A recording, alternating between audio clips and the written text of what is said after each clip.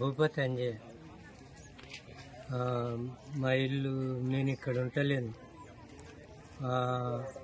వేరే కులవృత్తి చేయడానికి పోయినా.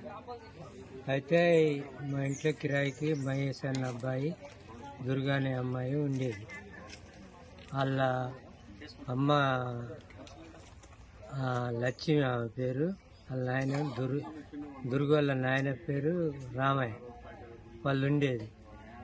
వాళ్ళు ఇక్కడ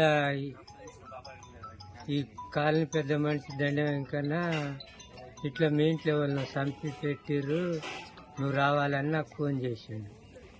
ఫోన్ చేస్తే నేను వచ్చి చూసి ఆడ కొద్దిగా తోని చూస్తే అది తేలింది.